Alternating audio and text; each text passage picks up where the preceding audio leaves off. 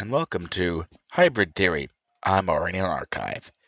So we're pretty much picking up where we left off last night, with lots of usage of the word "so," lots of and other various sound effects as well. I continue on, just monologuing while hunting down badges and running throughout Paragon City in the search of.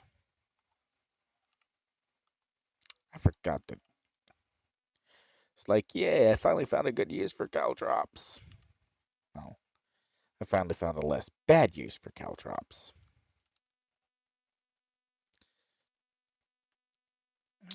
Okay, so oof, when you become aware of how often you use so, and then you just can't stop using so,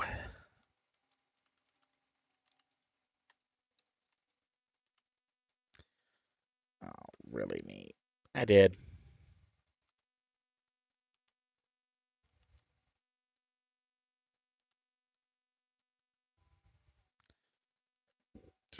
Excuse me. We're gonna swap those two.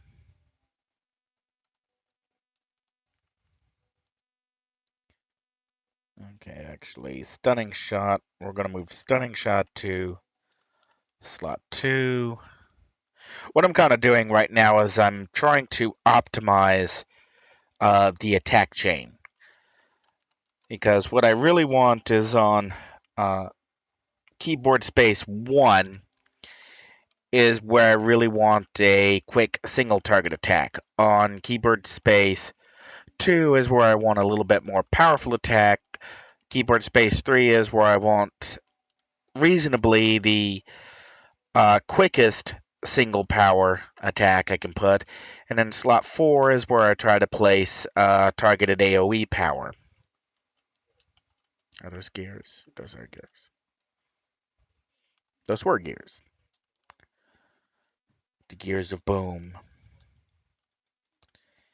And I try to keep this pattern kind of consistent across all of my characters.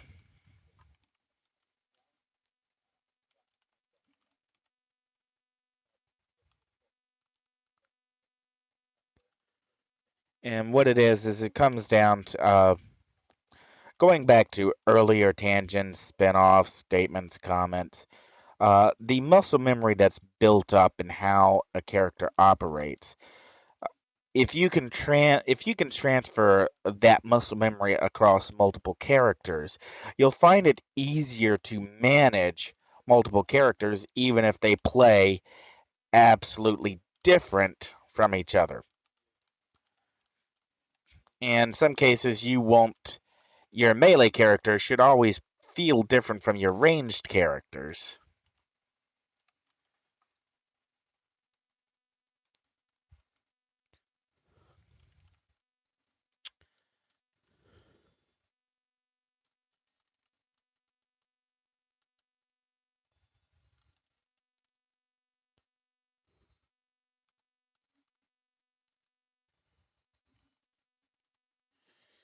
Uh,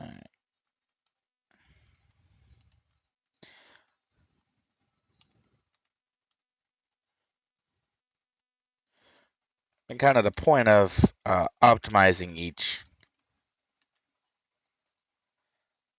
power set and characters is so that you can swap between them, and just because you played a controller last time and now you're playing a melee which always attack, a controller you're playing from a distance, uh, tank you're there goes the crash. I have to wait for endurance to come back.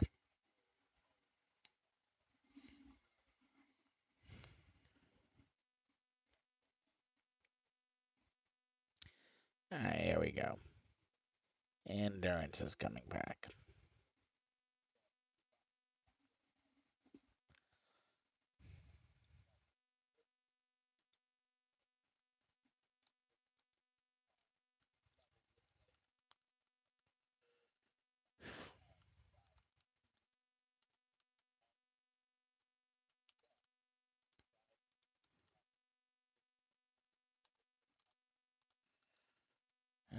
let's check our progress. Just how many do we...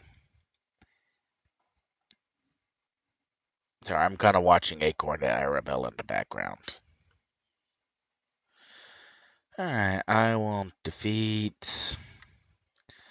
Alright, so I've defeated 41 little clockies so far.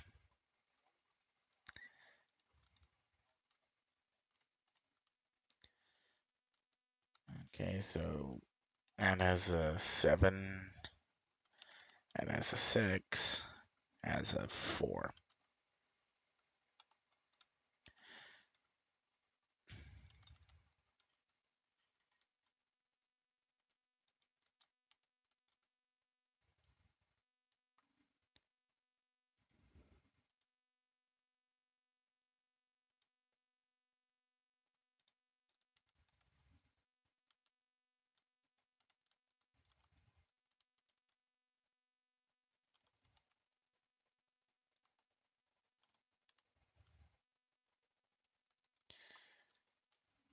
Okay.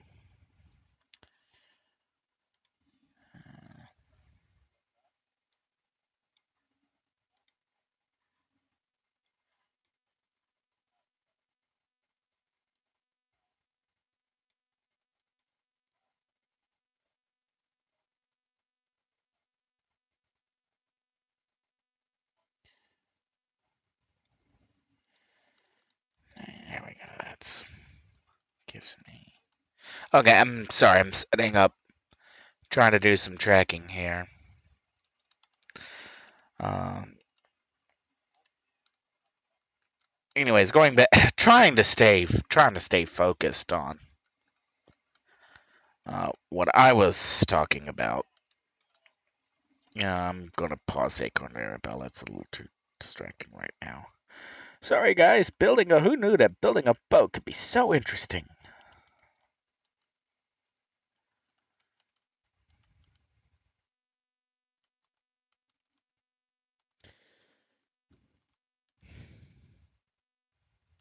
It doesn't help that I'm exhausted. Anyways, wow.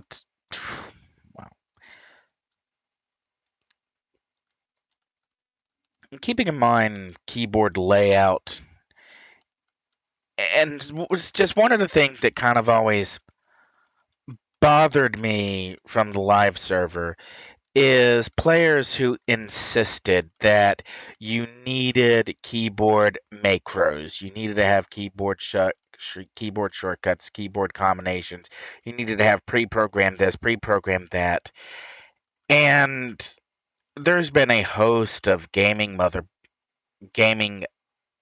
keyboards out there over the years that have sold themselves predicated on they have programmable macro buttons. You just hit that button there and automatically it runs through the quick keyboard command and does lots of different actions in sequence. Perfect for MMOs or games that support macros or key combinations. Uh, I've always kind of had a big problem with anyone who says you must use macros in order to play this game, or you must use macros to get the most out of it. Because if, as a game designer, as a game developer, if you are forcing the player to shortcut the interface itself, then your interface has failed. And your interface is bad. There's no other way around it. If the only way players can do things is run a macro on it, then as a designer, you miss something either intentionally, either from inexperience, or, hopefully the worst case scenario is it's just a technical limitation. Your engine, your system, your whatever just can't do that series of actions for the player. Oh, give me a second.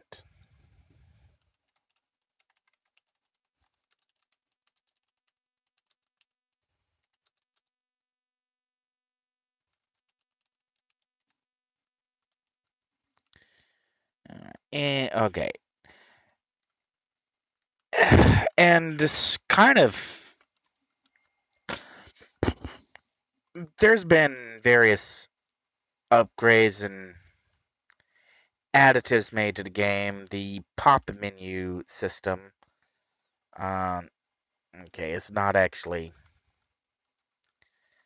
I think it's on one of the other test servers where there's a test.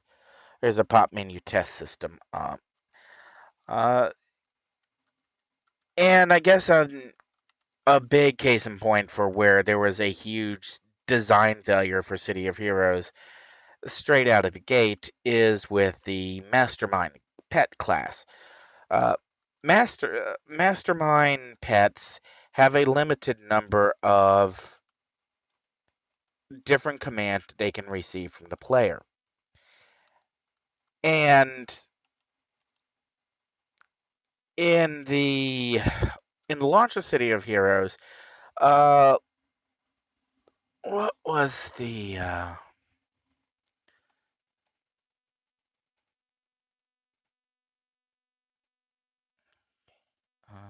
had Jack Black in it? Brutal Legend. Okay, keep in mind that City of Villains and the Mastermind archetype launched long before Brutal Legend launched, and the idea of an action RTS was kind of the alphabet soup of what are you talking about kind of genres of game. Now there's a little, the idea of an action RTS or an action RPG RTS is not so far fetched. Various games, such as the a lot of game from Bethesda and Oblivion, say the Fallout series, kind of are predicated on an action RPG RTS, and you're taking squadron command of your followers or your dog or whatever to run about, and you're kind of dependent on the AI or the synthetic intelligence to not get you dead. But when City of Villains came out, the idea of an action RTS RPG was pretty much unheard of. And a number of players realistically claimed that you needed macro after macro after macro to control your pets, to control the mastermind pets, because mastermind pet controls were not intuitively, inherently part of the interface and the standard control schema. And one of the things that kind of always bugged me is your mastermind could not do pet formations. Like have a triangle formation where your three primary hinge pets just surround you in a triangle, or a shield formation where all of your pets circle you in a shield, or a wave formation where all of your pets line up in front of you and fire away from you as the player and just pick the next target in line of sight away from the player in line with the direction of arc that the mastermind pets are aligned in.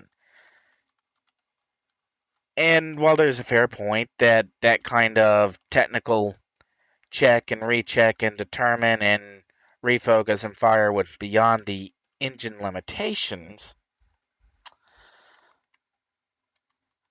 it always kind of felt like the class itself was incomplete since players were, from most sources of advice, were told that they needed to have an entire row of macros just to make their pets function. Now, when I got around to playing Masterminds on a okay, because this is kind of digging back in ancient history, my first Mastermind, and for years my only Mastermind. There we go. That's the badge. There's Gear Smasher.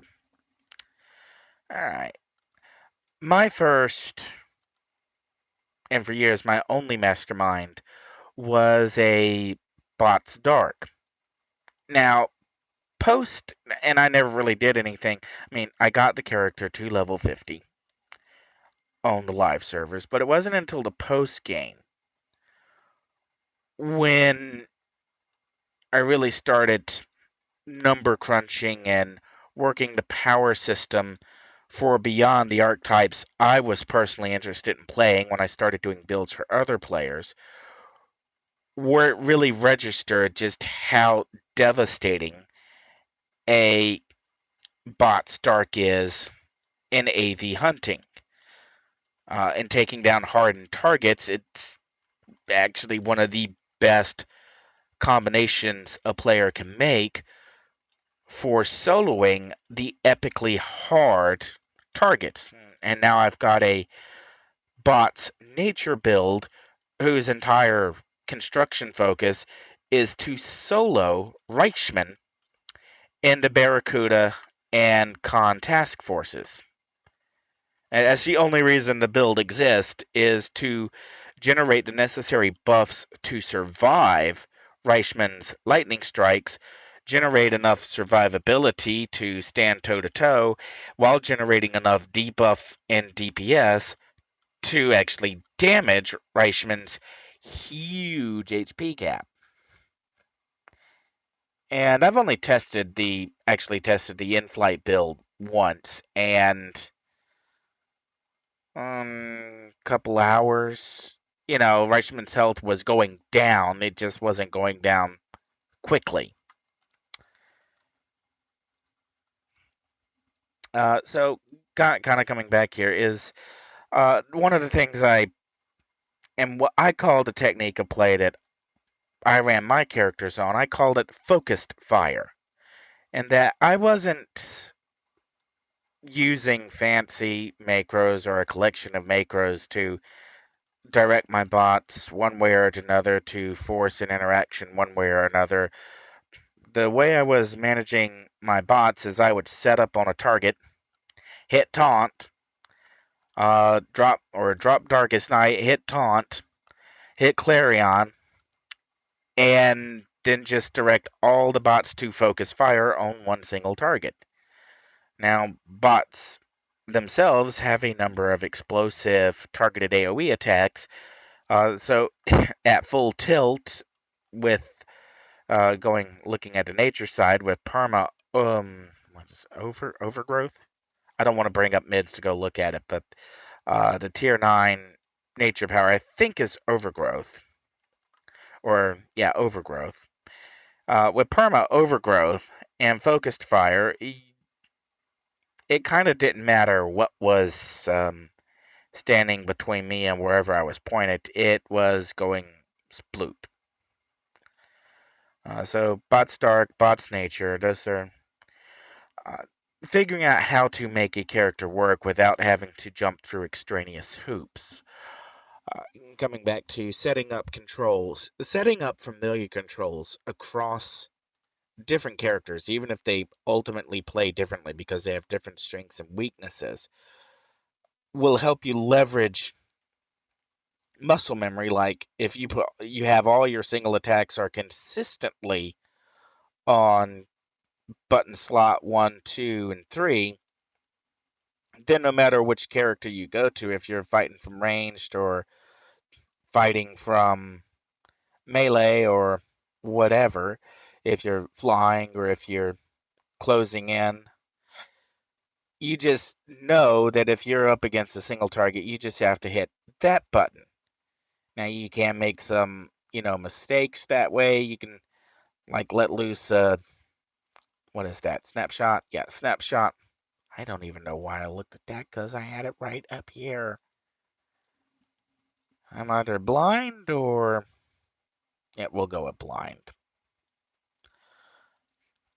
So control consistency is a big thing, and another big thing I think for a lot of new players coming into City of Heroes is most players who never played City of Heroes when it was live I think we're coming up over a decade now. I know we're coming up on a decade. For most players who had played City of Heroes back prior to 2012, I think that most of those players, their introduction to MMOs will have likely either been World of Warcraft, Final Fantasy XIV, or the horde of whatever flavor of the day um, that has been on the top of Steam's charts. Anything Perfect World or Cryptic have done since then. And in most of those games, you just have a single bar that's just set out across the bottom of the keyboard, and that's it. So the idea of having a triple stacked short bar, and I use, like for the caltrops, I use control. So control 1, and there's my caltrops ready. Control or alt 1 gives me my explosive arrow, so column 2 is alt, column 3 is control. So I can just, with one hand, just go 1, alt 1, control 1, and just go up the line. And down the opposite way for alt 4, control 4. And, if you always have a self buff in control 3, then it doesn't matter what that self buff is. You'll just remember, you'll have the muscle memory of that power is a self buff. And if you all, whoa, hi, Jack and Irons. It's a Jack and Irons.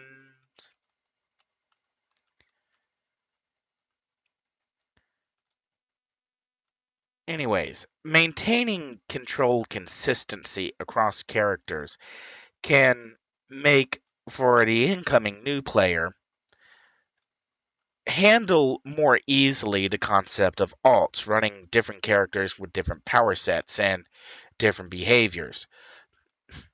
Even if you're, excuse me,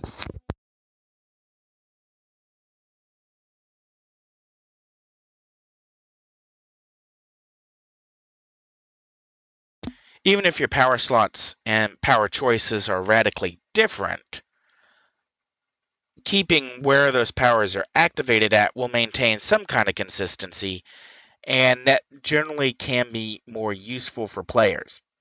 Now, if you're the kind of person who has really large hands and can reach a long distance, you might be comfortable with having quick use powers somewhere down beyond slot 6. If you're a person with really small hands, you might struggle just having powers in the first 4 slots. You may just be looking at a 9 slot here where Alt 3, Control 3 are as far as your fingers can go. And that for, wow. Construct the sentence first, then speak it.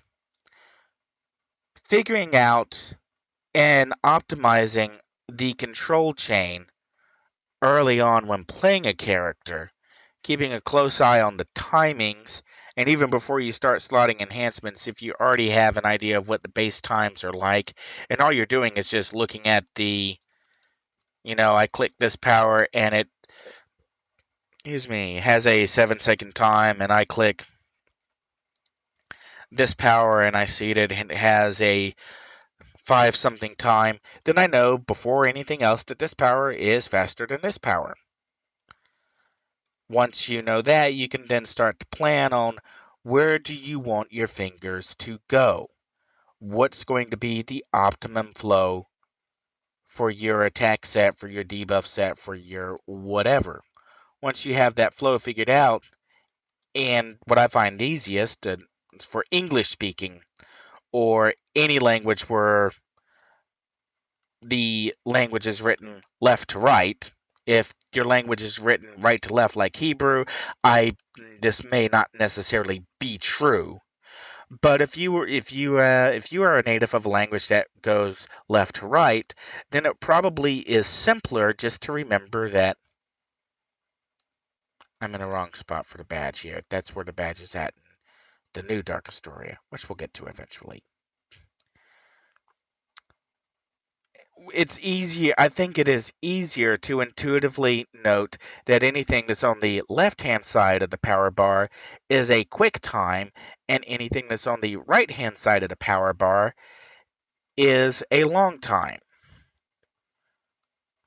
And however you set up your control system may be completely different.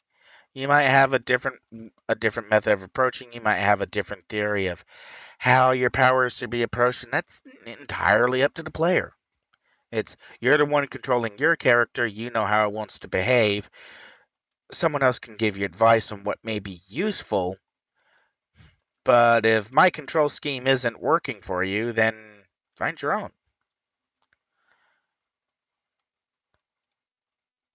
And onwards to Echo Ricky Crash Site. Now there may be some debt in this one.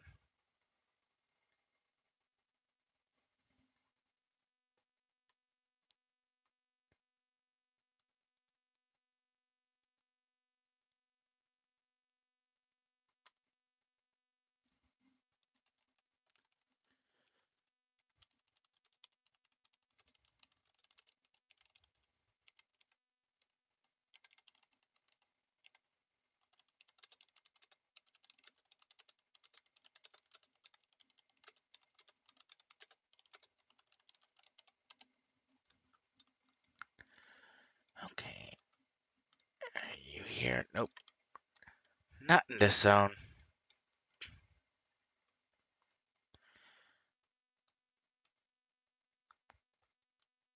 Okay, control scheme. I guess I'm just kind of mentally trying to. Oh, this may not end well.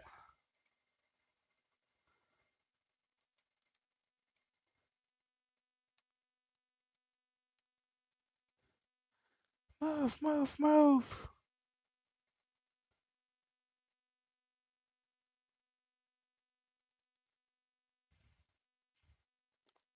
I guess I'm just kind of trying to ignore the elephant in the room for a moment.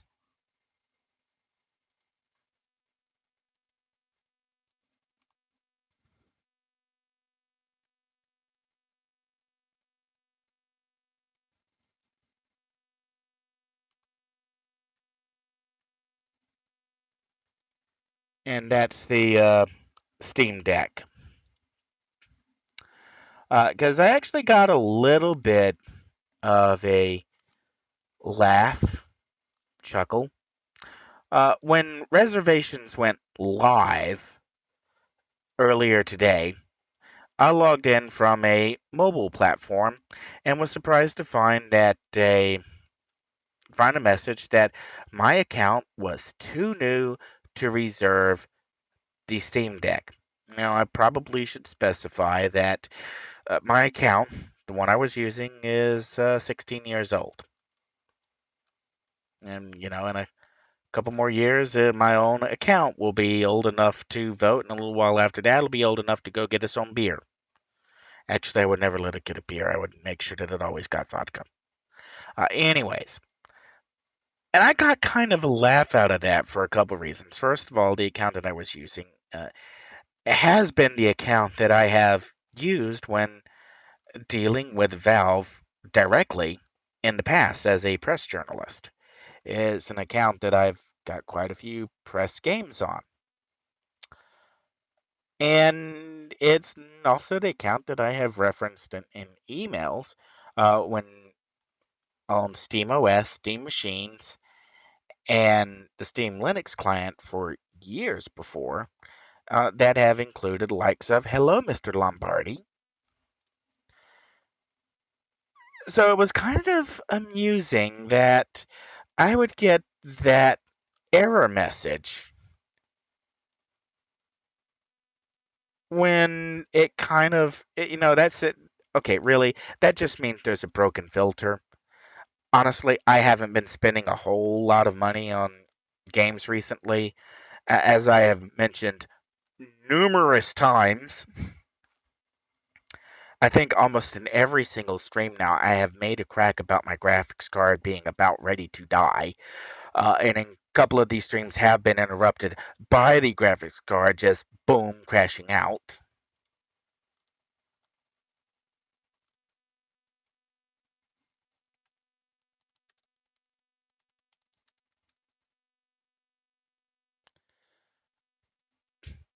Eh, It just, it kind of like the morbid laugh of the day of somebody didn't either wasn't setting filters properly, because if you're going to do the uh if you want to, if Valve wants to Valve can filter however they want to filter. I mean, they really can. They're a private company. They're not beholden to have to sell a product to anybody. They can restrict whoever they want from buying whatever, whenever, however, whatever. This is another one I'm going to wish I had a jetpack. I might be able to make it. Might. This may be painful though. I really should have. Okay. No, please don't fall. I really should have used takeoff. Got a little bit more jump speed. Can I get any more with?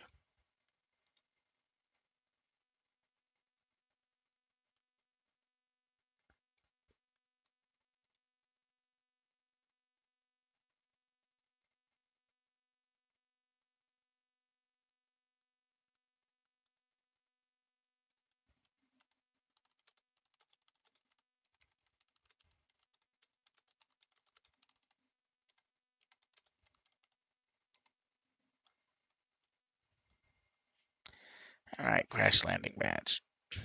Okay.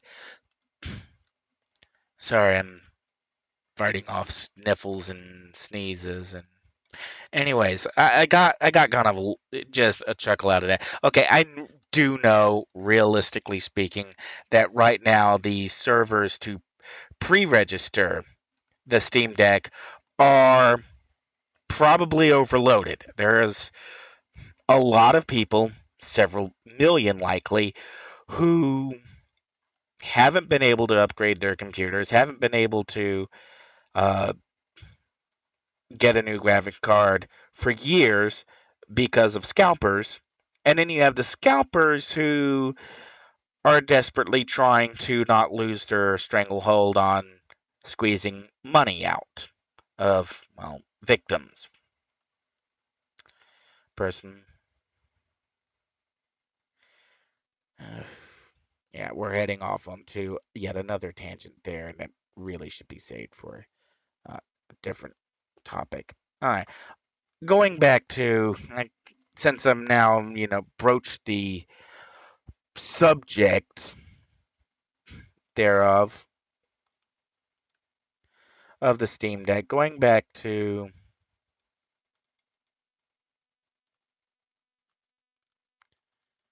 all right, first of all, I need to figure out where I'm going to. I already did the Circle Tour, I did Atlas Park, I did Steel Canyon, I did Skyway, Kings Row.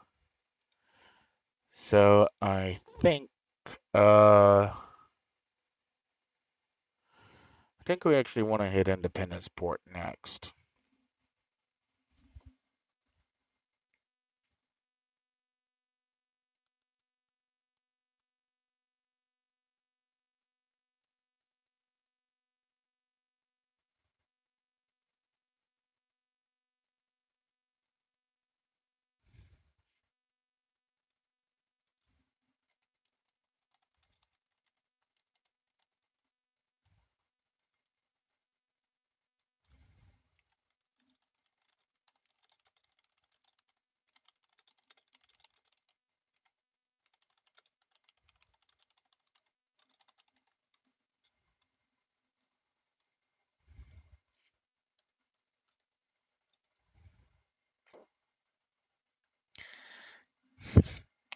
Okay. Sorry. Easily distractible. Oh, that's why it's called hybrid theory. Okay, so where was I? Besides losing what's left of my marbles. Okay, I really do get it. The Steam servers are overloaded. It was probably a pre-generated message that got because it was on accessing from a mobile platform rather than from the desktop which was logged in.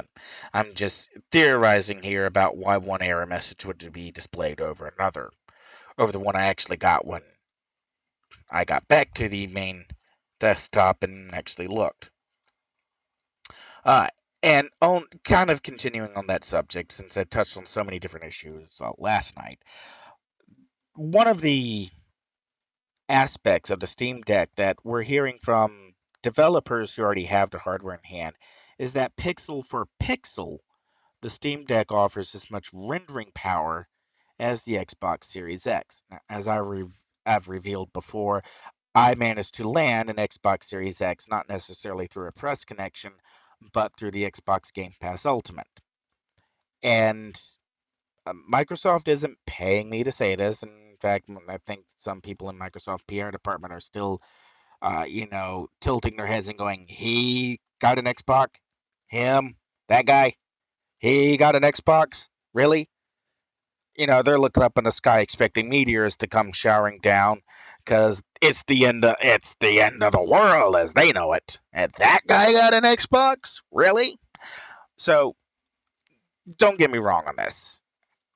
Is I slag on Bill Gates and Steve Ballmer all the time because A, one of them's a federally convicted criminal. The antitrust trial was a conviction. It is a felony charge. Those were felony charges proved in federal courts. So one of them is a federal criminal, and someone on Twitter who Crazy Eddie's, the guy who was the financial officer from Crazy Eddie's, was basically barred from having anything to do with financial information after Crazy Eddie's was busted. And I find myself asking the question over and over, how the hell did the Justice Department and the dissenting states not nail Bill Gates' hided wall and prevent him from ever owning stock, ever owning a financial interest in anything? And how did they not freeze his accounts? Why didn't they do their job? And those are questions that need to be asked before Congress, before Senate in the US, and somebody needs to answer for why wasn't this done? Steve Ballmer is just a creep. He's just a violent thug, and that's all there is to it. That's really all there is to it. He's just a violent thug. Uh, so between it, I slag on those all the time because between Gates and Ballmer, so much damage was done to the computing industry. And to reiterate what I said last night, even as much damage as they did, even as reprehensible, as abhorrent, as criminal as their actions were, the actions of the Gnome clique and the GTA and the GTK clique made those guys look good. They made the actual criminals look good. And I know I'm trying to hit multiple points here on. I, don't get me wrong. There are a lot of people who still have executive positions in Microsoft who should not be there. And we've seen a recent case of this in Microsoft joining with the Chinese Communist Party and pushing for the processor ID, identifying a computer and its user based on the hardware metadata and a unique identification code. Now, that's the CCP's an attempt by the CCP to effectively monitor everybody at once. Is if once you are a known dissident and you've logged in or done this service with that processor ID, they've got you. They can now send a hit squad whenever they want. But at the same time, you kind of wonder, well, how in the wait? I'm not on a task force to kill. Those aren't the guys I need to drop. Uh, I'm debating whether or not I really want to take the time to cycle through for the freak bosses.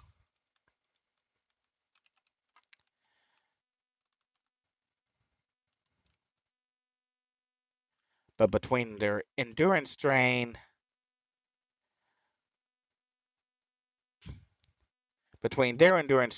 my lack of damage right now, I'm probably better off coming back to them once I have a few more enhancements slotted.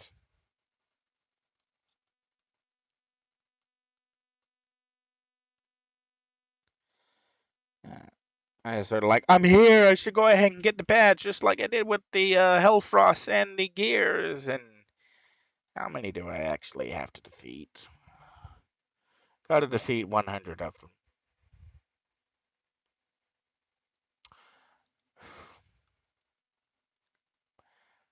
Part of me is kind of like, I really don't want to sit here and farm 100 tank swipers.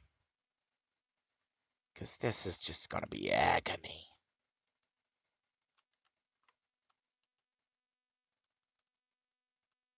Between their HP boost and constantly having to wait for endurance to recharge, I'm going to have to come back to this one. Okay, and real quick on City of Heroes, badge hunting. This is another determination that a player will have to make is some badges you may just want to come back to. Just because whatever your character's current state is, that badge may be exponentially harder or more annoying to get than once your character is a little bit better improved. Now, if you're playing with a second player, you've got someone else around to help you, that can make some of the hunts a lot easier. Or if I had like a Pocket Ken or a Pocket Cold Dominator follow me, I could just use them to offset my endurance consumption. Or I think at this level, even a pain domination or nature. Did I skip past it? I did. Plaque is just try to be flexible and don't get hung up on getting any one badge at any one time. Because if your character just is not suited to get that badge right then, it'll always be there and you can come back and get it later. It's like right now I can do really good for moving about the city and getting the location badges, and we'll get those tanks later. All right, heading back towards the Steam Deck. And okay, Microsoft. I was on the Xbox Pass. Okay, so and I kind of have to going back to Microsoft does a lot of dumb things. I mean, they really do a lot of dumb things. And multiple times Microsoft eventually has to walk their not so considered action back. Case in point, Windows 11 kind of just destroyed Windows 10 as Windows as a service. And Microsoft, excuse me.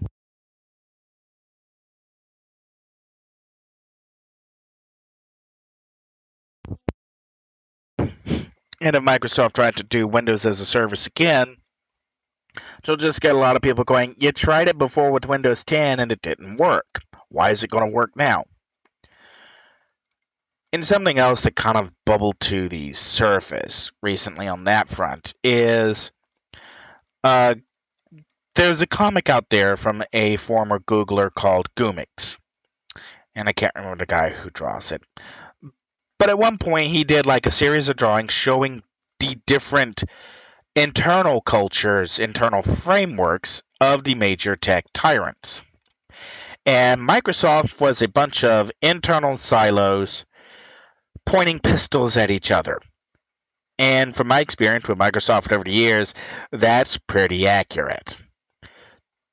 Each internal division was fighting against each other division, and the division that had the most public exposure were likely the divisions to get their way. So you basically had under the Gates and Balmer era, marketing and legal were forcing everybody else to march lockstep, and problems just got swept under a rug. Now, Satya Nadella, the current CEO of Microsoft, says that he saw that framework comic and he actually put it in the front of a book that he wrote because it motivated him to, when he became CEO of Microsoft, that it wasn't just the company that needed to change, the internal culture needed to change. And since then, there has been a steady parade of executives who have been wandering out the back door of Microsoft and heading for other pastures. And tracking some of those positions and names, Satya Nadella has done a, comparatively speaking, excellent job of excising a significant amount of rot that Gates and Ballmer introduced into Microsoft as a company. The predatory lawyers, the thugs who were basically employed for the Business Software Alliance to either you use Windows or we break your legs. And no, I'm not really joking on that. If you got a visit from the Business Software Alliance, you were visited by thugs. There's no other word for it. And Satya has done from all aspects, given the monumental task of trying to reform an organization thoroughly poisoned by the ideologies of Gates and Ballmer. One's criminal, the other's a thug. What do you expect? Satya's done a great job. Now, he's still got problems to deal with. Microsoft a little too cozy with the CCP, or branches of Microsoft are a little too cozy with the CCP for sanity's sake, which is a cute way, I think, of saying uh, getting comfy with the CCP is a good way to head toward bankruptcy or cement shoes at the bottom of the ocean. No, I'm not joking. So, despite all its faults, Microsoft has made a number of very positive steps. Gaming, entertainment in general, is a long tail economic proposition. Excuse me. What that means is that a good game now will be a good game forever. A great game now will be a great game forever. And it's just like the take fairy tales and bedtime stories. Good entertainment does not go out of style. Good entertainment like Bob Hope and Bing Crosby does not go out of style. Good entertainment like Carol Burnett does not go out of style. Now, taste may change, but what was good entertainment before continues to be good entertainment. What was a great game several years ago, just because it's an older game, does not mean it somehow stopped being great. Lots of gamers still rave about various Zelda games, various Mario games, various Metroid games for how good the games were. Just because they're old does not mean that they somehow stopped being good. Gaming is a long tail economic. It's predicated on a long tail economic model that what you create today will still have value at some point in the future. It may not necessarily be the value you think it might have, but it will still have some value. City of Heroes, which I'm streaming right now, has value. Not necessarily to me as a player for a game that I'm very comfortable with, have done a lot with, and have made friends through, and literally grown up with some of the people I'm still playing with. But City of Heroes is a good game underneath. Yes, it has its flaws. There's lots of things that are wrong with it, but it's still a good game, and so it will continue to be a good game. And in some ways, it could be a profitable game from a financial perspective. There's a whole. We've seen with Team Fortress 2 how some people have managed to make a living by selling costume items through the Steam store. Well, imagine a game like City of Heroes where if you could import costume parts and you could literally make any character that you wish to, Players could maybe make a living selling costume parts. Players could maybe make a living telling stories, writing a book inside a game that players experience. And the computational costs to run a game like COH, like City of Heroes, are not, they are horrendously expensive because a, well, a previous publisher just threw hardware at a problem rather than paying for problems to be fixed. But if City of Heroes, as a fan run, fan supported game, was able to make its own money back by people who say, you know what, I like this, I want to continue to play it, let me donate. And, maybe they're not donating money, maybe they're donating time, maybe they're just doing something as simple as farming items in game and putting them on the auction house so that other players who don't have time to farm can get the items that they need to progress their characters. And there's different ways in which, okay, that kind of system maybe could work, or maybe it is working. And publishers need to stop treating games as though games have a shelf life. And that's kind of my big complaint against Call of Duty, Battlefield, insert Activision EA title here. There is this behavior internally that once a game has reached it, a game is expected to reach its maximum amount of sales in only 3 months. That's it. After 3 months, then the game is no longer expected to make any more money. The bulk of it is gone, and then it's on to the next thing, the next DLC, the next expansion pack, the next event item, the next something, because it's got to be big, and it's got to be big, and it's got to be out now. Excuse me.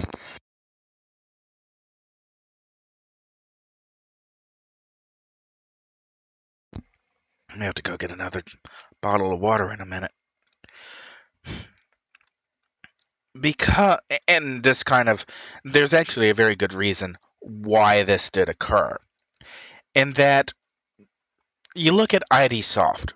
When ID Software broke the $1 million whatever records with Doom and then Quake, they went out and they hired financial consultants from the banking industry and from other industries that were used to dealing with large sums of figures.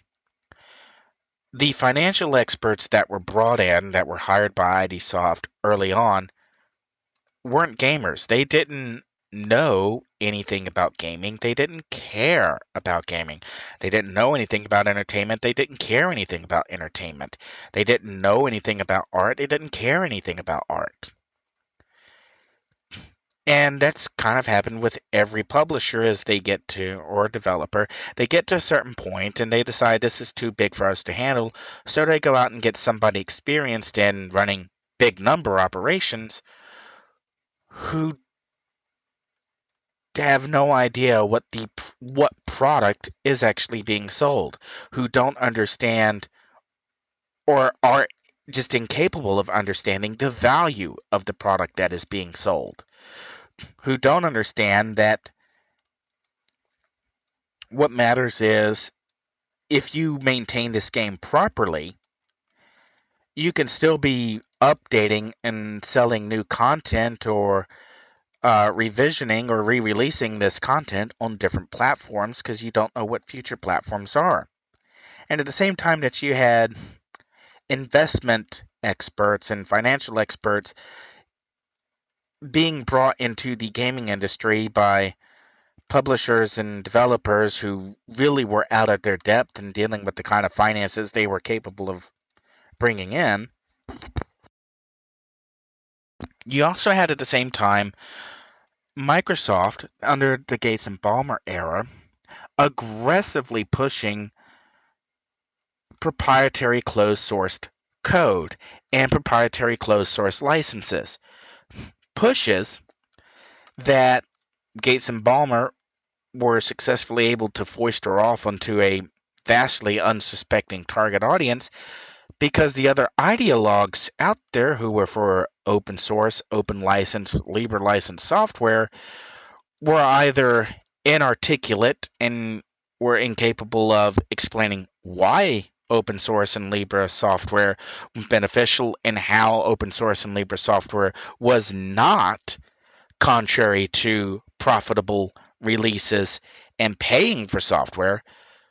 So you either had people who knew that and couldn't articulate the difference or communicate the differences, or you had people who could communicate the differences but were utter and absolute jerks about it. And if you didn't adhere to their ideology, they were just going to, well, be jerks.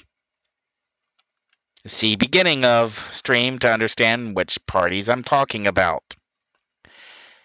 And in that kind of environment, when one option is people whose competency is at best questionable, people who are rude and obnoxious, or people who are very polite and very charismatic, and all that are telling you something that you intrinsically know is just doesn't make sense, you go, I'm going to listen to them because at least I think they know what they're talking about, and they're not treating me like a moron. And that's really what happened as from an outside perspective inside the games industry as a whole, is people drank the Microsoft Kool-Aid simply because Microsoft bothered to show up, be presentable, be charismatic, be charming, and even if they were lying through their teeth about everything, they at least were pleasant about it. Watch the draw distance! Crunch. Yeah, I know I'm being horribly inefficient, jumping back and forth across the zone like this.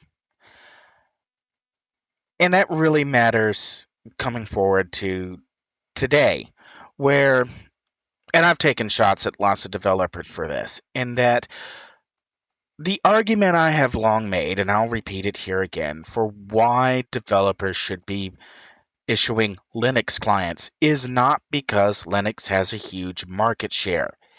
It's not because desktop Linux is ever going to have a huge market share.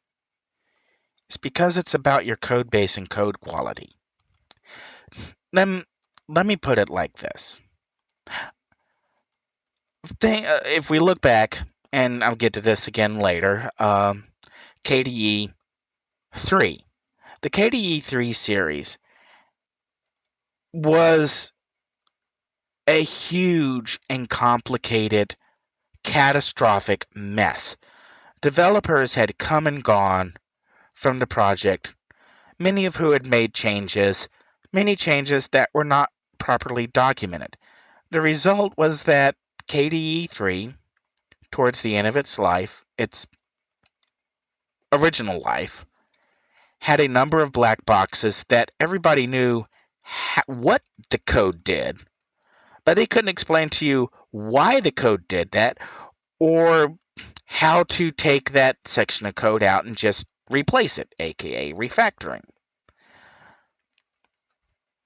And that was one of the reasons why KDE 4 was a clean sheet rewrite, was because KDE 3 had gotten to the point it was almost impossible to maintain.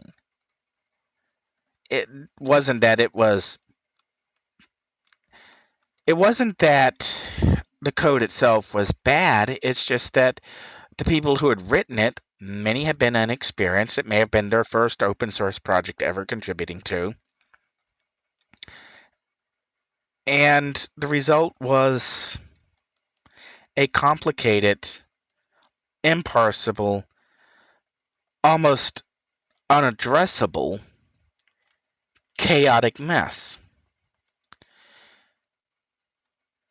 And we've seen the same thing happen with Windows 9X. We know Gates and Ballmer stole a significant amount of code that was used in Windows 9X. They stole so much code that there was nobody in Microsoft who knew how to fix bugs or address issues because the code wasn't written in-house.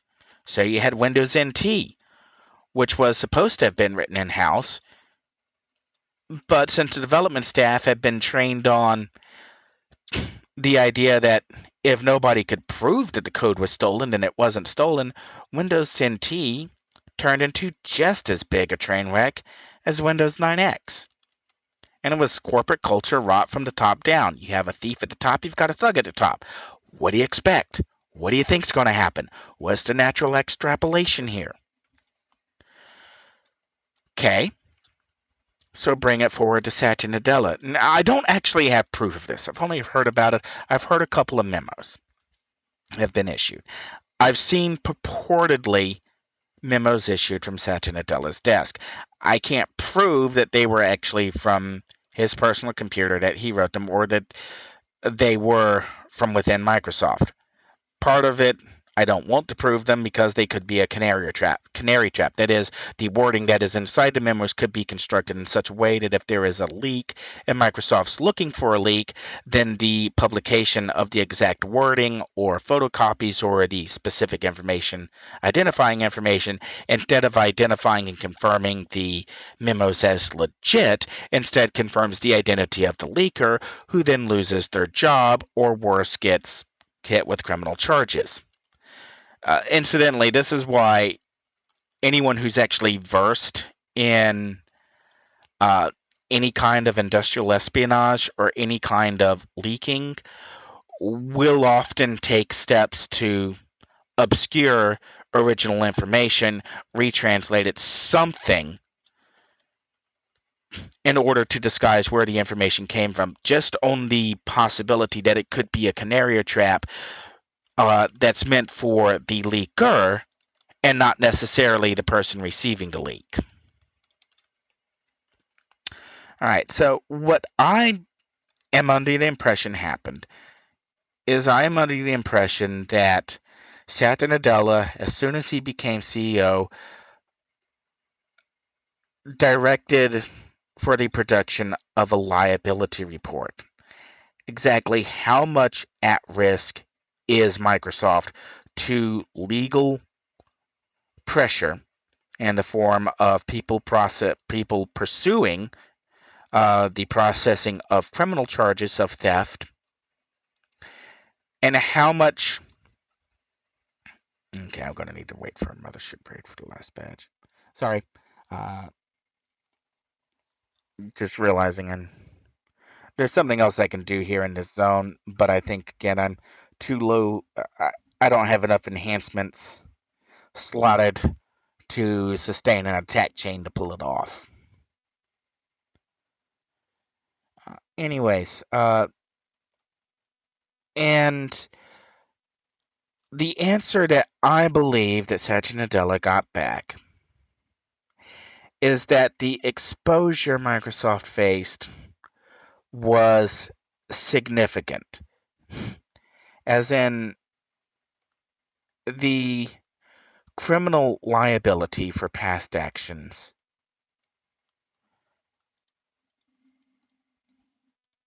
would be.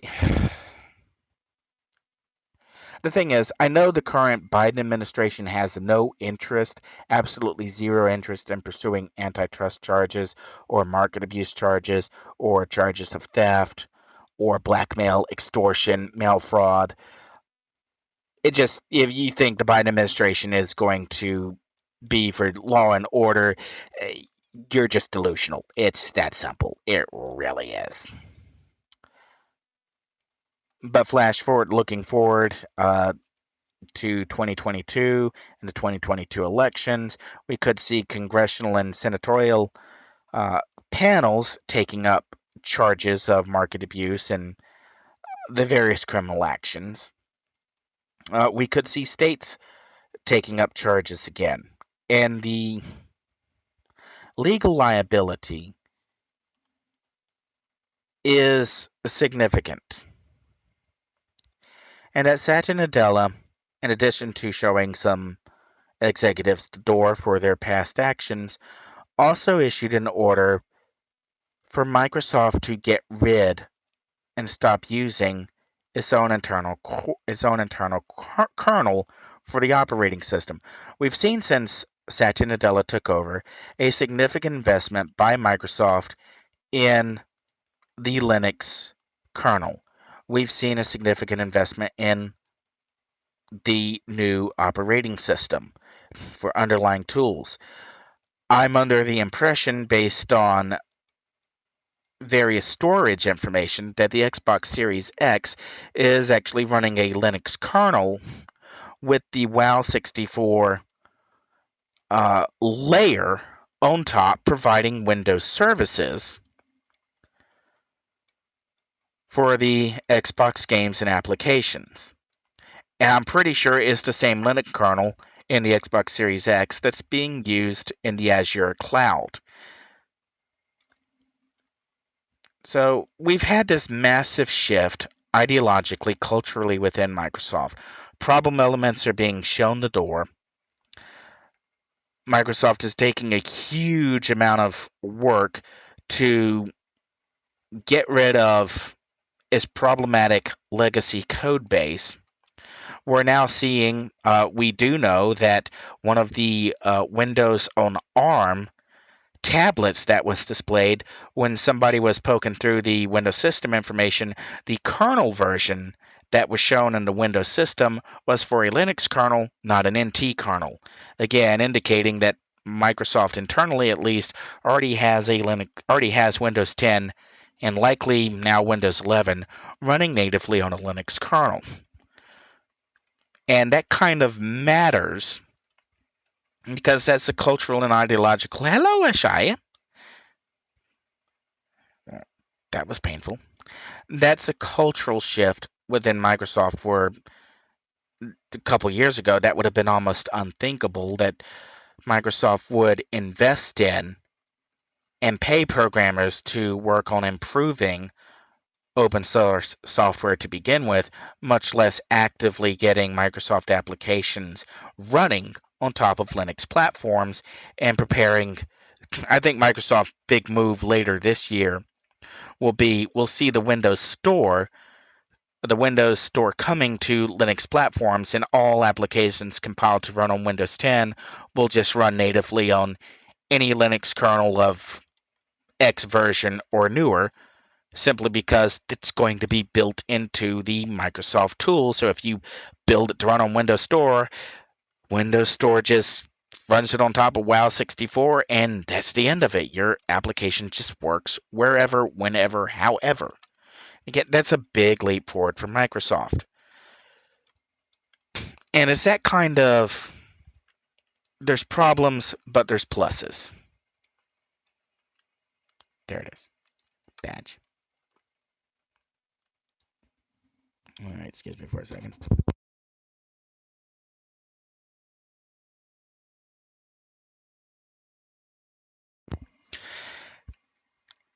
And that really, to me, that's a significant step going forward. And it's a reason to no longer just slag off Microsoft as the evil entity sitting in the corner. Excuse me again.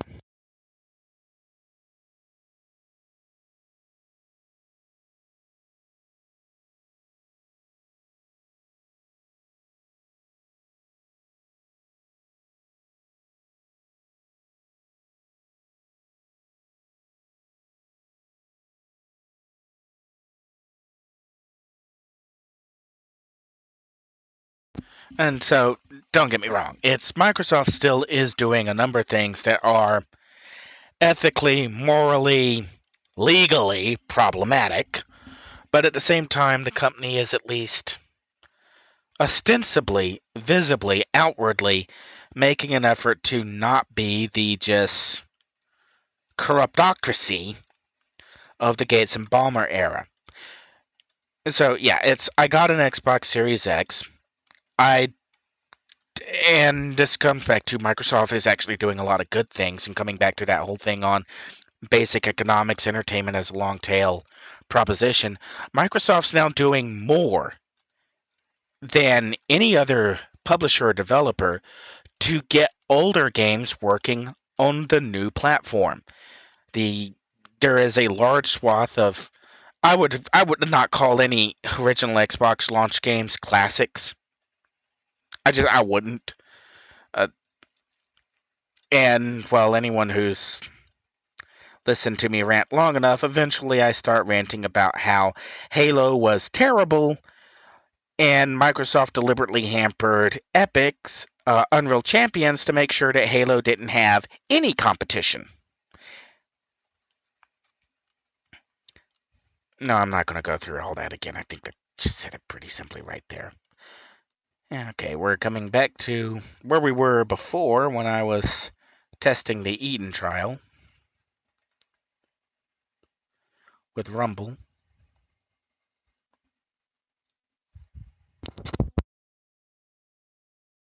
Mm.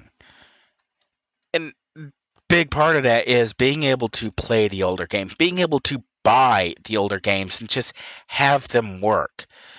And a lot of work done into making those games not just work as good as they did on the original console, but also adding automatic resolution upscaling, offering image smoothing, offering offering curved line improvement. You know, if you're building a polygon or you're building a series of polygons, you can use, and you've got a massively more powerful system, you can almost interrupt and interject and tell the old system to just use twice as many polygons for that build.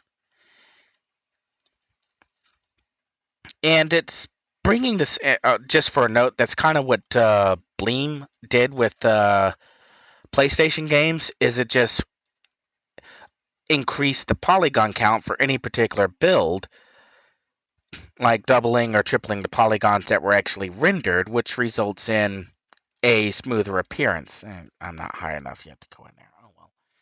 There's one of the few level lockouts left in the game, so now you've seen it.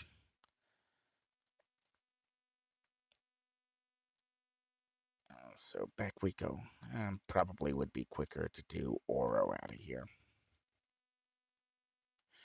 And now I want to head for, I think, Strega.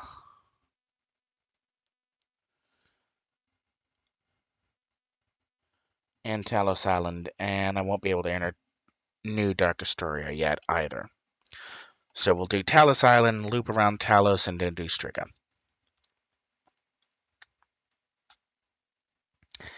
Anyway, it's kind of this, it matters. Code licensing matters, entertainment matters.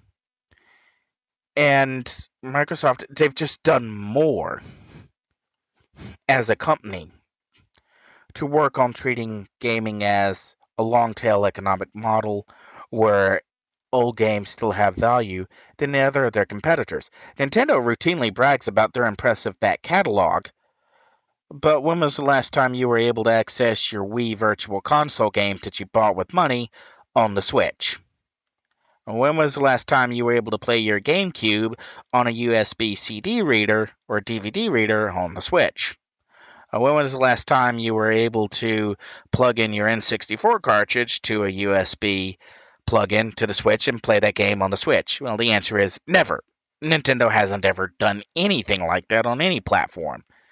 In fact, it was actually considered pretty big news when Nintendo issued the Game Boy Player, allowing Game Boy games to be played on the GameCube.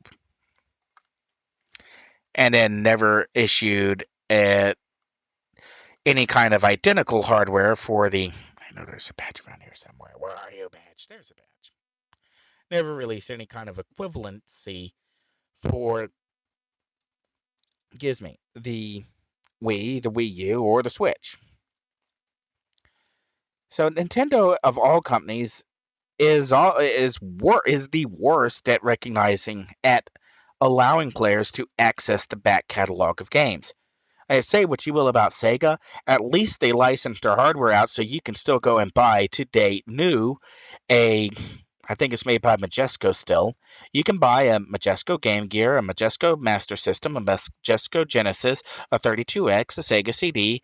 I think only the Saturn and the Dreamcast have never been reissued by Majesco or another third party.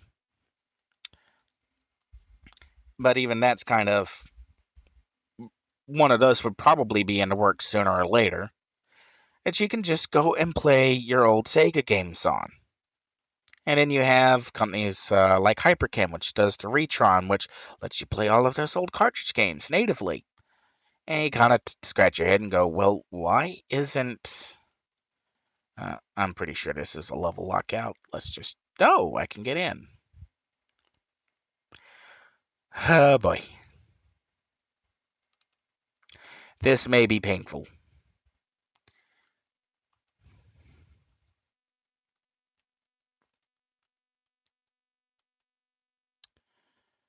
Okay.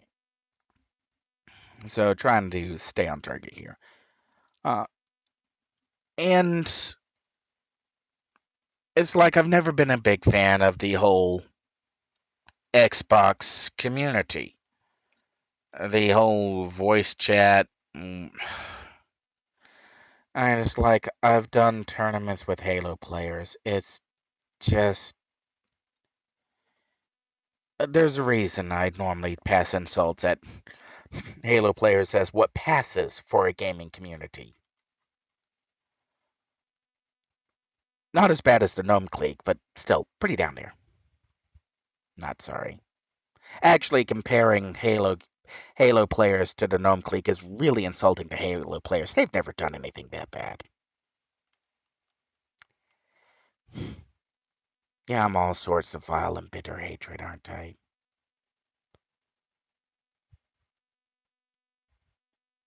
Well, I'm not dead yet. Just in case you're wondering why I'm kind of worried about dying, this is one of the zones where the enemies do spawn at level 54. So they probably could one-shot me. And if I know some of you are probably going, wait a second, City of Heroes doesn't have any one-shot in the code. No single attack. Yeah, but you can take an attack with a DOT component, and so one attack with a DOT counts as 2 hits and you're dead.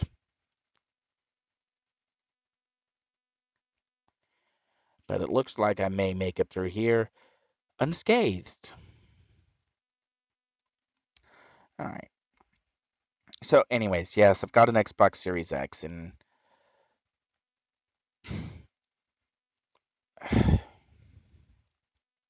I'm sorry, when I get to the Xbox Series X, I kind of had to look over at my television, and that's a whole other tangent right there.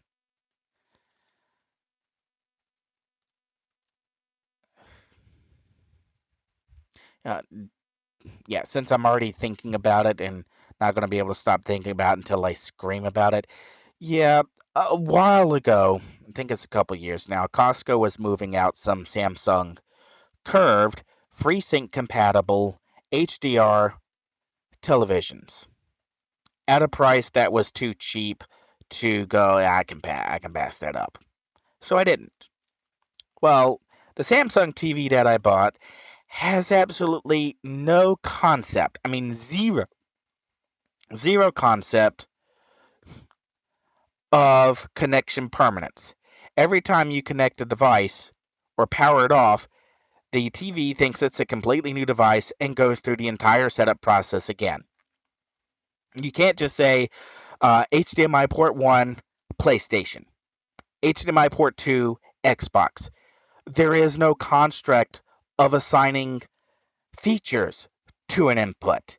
So you can't say that input 1 is always the PlayStation, it's always on FreeSync, it's always on HDR. You can't say input 2 is always the Xbox, is always on FreeSync, is always on HDR. HDR. I did get the acronym right. Sort of like, I know I'm tired and I know that I'm losing my voice and I know that I really need to grab a new cup of water, so I'm going to go do that while this is loading.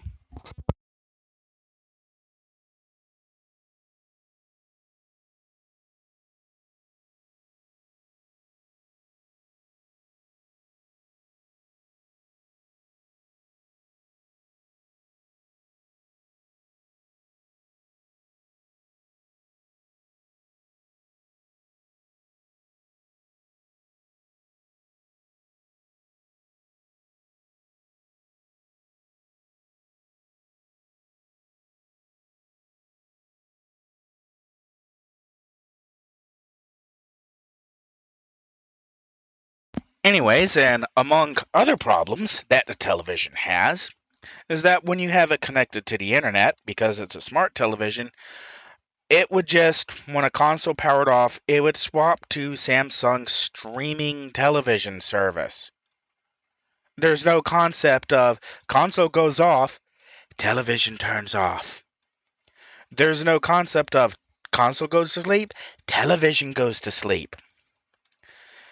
There's also and other problems is a few years later, Woot was moving out some Dolby Atmos compatible soundbars. So I grabbed one. Again, it was a price so low where I'm I can't pass that up. It's and my television will not transmit a Dolby Atmos signal to the soundbar. If I plug a device straight into the soundbar over HDMI, I get Dolby Atmos surround sound, and it's actually pretty effective. I even got surround sound out of Dolby Pro Logic 2 running over HDMI from a GameCube and Phantasy Star Online 2. No, Phantasy Star Online Episode 2, which was actually kind of crazy because I'm kind of going like, it's how is that working? So it's LG. You actually did a good job on some of the aspects of the soundbar. I really don't know how good the LG soundbar actually is, because the Samsung television, likewise, it won't transmit an Atmos signal. It won't transmit any other surround signal that the soundbar understands. Uh, and then there's confusing aspects when you turn a console on. The soundbar will turn on, and then the television will turn on. At other times, you'll turn on the console, the television will wake up, but the soundbar will stay asleep. At other times, you'll turn on the console, and the soundbar will wake up, and the television won't wake up. It's to call the behavior inconsistent is an understatement, and it's so bad. I do get what happened. Is Samsung makes a big deal about their displays, and if you are a tech journalist and you're at a convention, Samsung sits you down and they run you through a predetermined exploration of all the benefits the screen has to offer. But no tech journalist actually takes a Samsung television home and uses it in real life before the product is launched. So Samsung has no idea, absolutely none at all, what their devices are like to actually use as an end user consumer. And when you try to contact Samsung to get a problem fixed, they don't care because you've already bought the television. Why should they fix it? You bought it. And if you think I'm joking on that sentiment, no, I'm not. That's literally how the response I got from Samsung. It was literally as we cannot find that this issue is worth addressing. What do you mean you can't find that this issue isn't worth addressing? Your television doesn't work.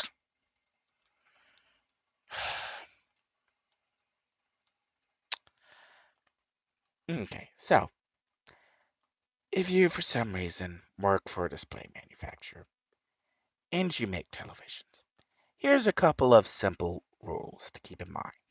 When making your firmware, enable your always assume that the customer knows more than you do. Always make sure that every single feature you've put into your television can be turned off or turned on at the customer's leisure. Make sure that the customer can determine what gets turned on, when it gets turned on, and how it gets turned on. Please understand that in port permanence does actually matter. So if your customer sets specific settings for specific ports, then your television needs to keep those settings. It doesn't need to erase those settings the moment the device on the other side of those ports shuts down. Before I got the Samsung, I had a Vizio television. Now, a fair shot, the Vizio I bought was capable of doing the cinema-style polarized 3D glasses. And it got there kind of by a weird way. I mean, the television said it supported 120 hertz refresh rate. It didn't actually support 120 hertz refresh rate. It was basically the two channels were 60 hertz each. So the left channel and the right channel for the polarized display could each operate independently at 60 hertz. So if you had them interpolated, you had an interpolated 120 hertz. and it just hurts the eyes. Pun intended. Now on this trigger. But the Vizio had port permanence. If I labeled a port Xbox and I hooked the Xbox up to that port would always have the settings that I put for that port. If I hooked up the PlayStation to it, and it would always have the settings for the PlayStation. And the Vizio is actually pretty good at when I put the PlayStation into 3D mode, uh, saying, yeah, we're going to swap to 3D mode now. Are you sure you want to swap to 3D mode now? Good, we're in 3D mode now. It's when Vizio, the budget basement brand known for products sitting on Walmart shelves in the special bin, completely runs roughshod over your high-end television premium software. Samsung, you need to fire your television division and start over, or at least fix bugs, or at least don't write off your customers who go, no, this, not good. You didn't test this. Like I said, it's once I got started on that, it was going to be a complete tangent in and of itself. So, going back to Xbox, yes, I've got one. Yes, I'm perfectly happy with the Game Pass service. Yes, I'm perfectly happy with the way Microsoft is turning its attention to all previous games. And yes, I kind of do hope that one day on the Xbox Series X, you'll be able to put in any Xbox 360 or Xbox disc or Xbox One disc, and the game will just either be able to run the code natively through an interpreter or look at the disc and go, there's an updated client for the Xbox Series X or the Xbox whatever comes next that's compatible with this content. So we'll load that executable and run the content off of the disk and do whatever, or give you the option to, you have the disk, we'll download the updated content packs for this disk. And Microsoft's really heading down that path, and that's a really good path. They're finally treating gaming as as a long tail economic model, that those old games are still going to be worth playing, are still going to be worth spending money on. You know, if I like pop in, I'm trying to think up of. I don't want to go over and dig out the Xbox games that I had, because coming back to, I think it would be very hard pressed to say that any title for the original Xbox was not a classic. But let's say that somebody popped in.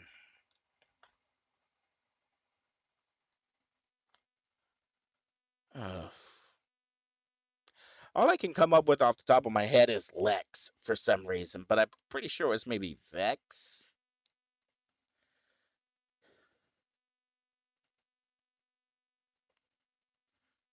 So open up a screen. Yeah, Vex. Let's say that somebody popped in a version of Vex in any Xbox, and the Xbox would go, okay, we recognize that game, we're just going to play it for you. Or just any title, whether or not it was a re-release, just works because it's an Xbox. And that's actually a pretty big deal, because that now puts pressure on Sony to stop playing games and start supporting either. And probably the best way to do it is, and this comes back to another issue in a minute, but Sony and Nintendo and many old devs, they all bought into the Gates Ballmer argument of closed source proprietary licenses and locked trees and locked source code. In some cases, publishers don't even keep the source code to a game after the game has been published. They just destroy all copies because the game's out there, it's published, it's done with, it's a short tail economic model, it's made all its money, move on. But keeping a source repository, keeping all track of all the changes that were made in all the previous different versions of the game, and then being able to just pull those repositories into a modern system, into updated toolkits, and then backport the various changes in. gives developers the freedom and capability to work on old games as they please, rather than locking in a vault and throwing away the key. You put it in a repository and then make sure that lots of people have the key, just in case somebody loses their copy. And that's one of the things that I'm hearing from Microsoft, is that Microsoft is kind of pushing developers, if they publish on Xbox, they not only have to hand over the published binaries, they're also, I'm hearing, having to submit the source code to a central repository as well, so that if the developer stops working on a game, and for whatever reason in a future update or something the game stops to work, Microsoft can then just recompile, and now the product works against the uh, new targets. At least that's how it's supposed to work. Now, whether or not Microsoft is actually doing that, I don't know. Or at least I don't know officially. Again, like going back to the statements on what I believe Satya Nadella ordered as CEO, and the results of the legal liability were catastrophic.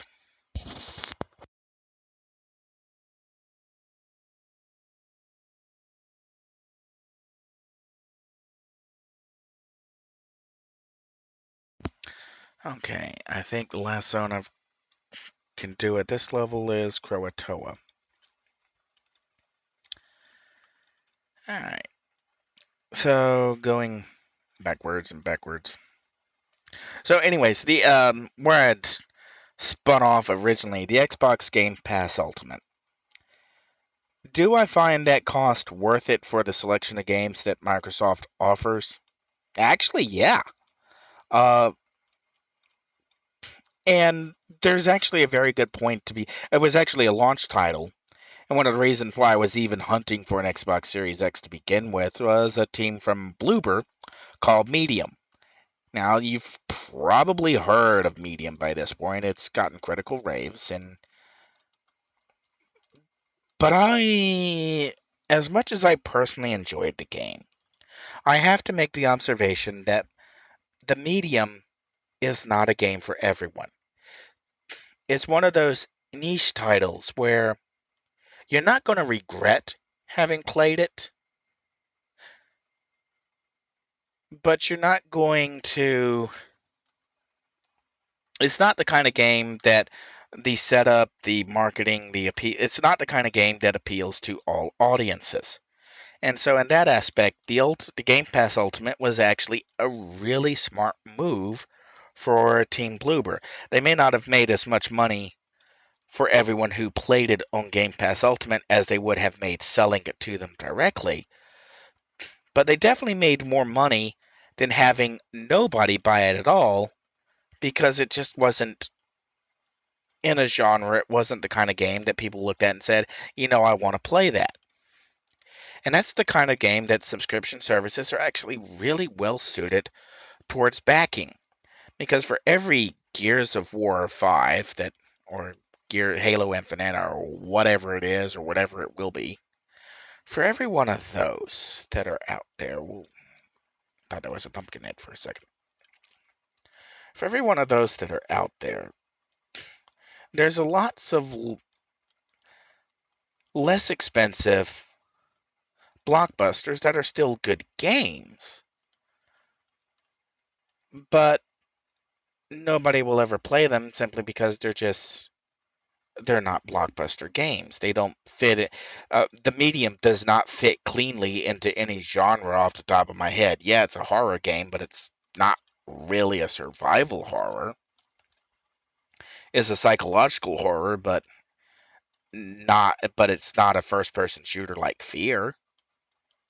The original Fear, not the expansions or the sequels. Because the original Fear was what the and the sequels were like boo boom. Are we done yet? Okay, so, and it's trying to, and again, it comes back to personally, I enjoyed the medium. And it's the kind of game where story wise, I can think of lots of different ways where the ending that they gave is not the ending that you think it is. And it's the kind of game that it raises so many questions about the nature of what it is and what it will be.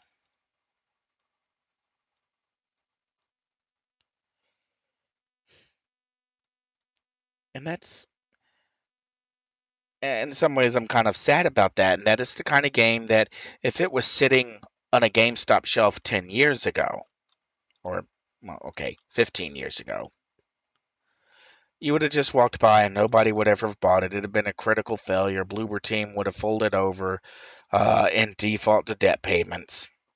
But because it was on Xbox Game Pass and people actually got to play it and start talking about it, and then kept talking about it, and kept talking about it, and there's so many things that are done so well. The musical cues, the complete guessing as to the storyline. It's I had myself convinced the storyline was going to resolve one way or another way, and then they just introduced one little element, and suddenly everything that I thought I knew about the game I didn't know. It's really well executed, and it's getting the kind of recognition that as a game it probably deserves because it was on a subscription service where people who would have never touched it on a store shelf went, I'll play that. And that's really the value of the Xbox Games Pass. It's not necessarily the popular, leading edge, high marketing. It's on, it's the game being marketed at the beginning of the movie that you just saw in a theater. It's not the game that's being shown in the middle of the primetime baseball game. It's not the game that's being shown when the uh, one soccer scored a foul and they cut to commercial real quick. The real value in Game Pass Ultimate is that it offers access to games that would never be on the radar. It offers those second and third tier developers, those smaller developers, a chance to get their product out in front of people who, might go, I enjoyed that so much. I want to support the guys who bought this. How much is it? And they go and look what the Game Pass Ultimate price is, what, 30% off? And you go, what? I would never have paid $50 for this game, but I will pay $30 for this game.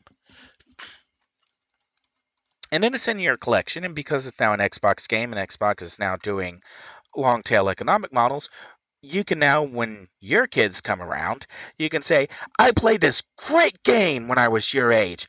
We can still play it. It's not, okay, we're going to have to blow the cartridge out and pray this still works. It'll be like, it's an Xbox game. It's an Xbox Game Pass. I bought it. It's on my Xbox library. We can just play it. Okay, I've got a phone call coming in. Be back.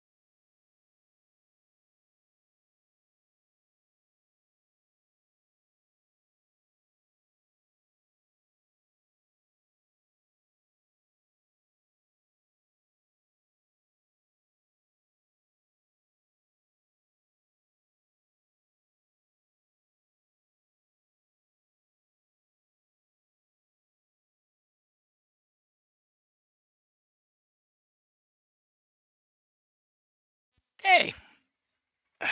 Now we're just going to click fast travel. And let's see. Oh, I have not been to Pocket D yet. I still have to do Paragon Island. I'm in Callisti Wharf. So I haven't done Shadow Shard or Praetoria. Okay.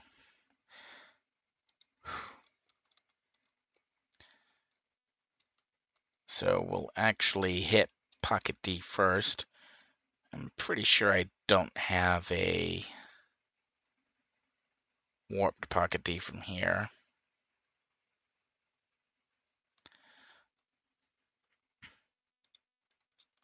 Okay, so going back to, wow, I am using so and going back to so often.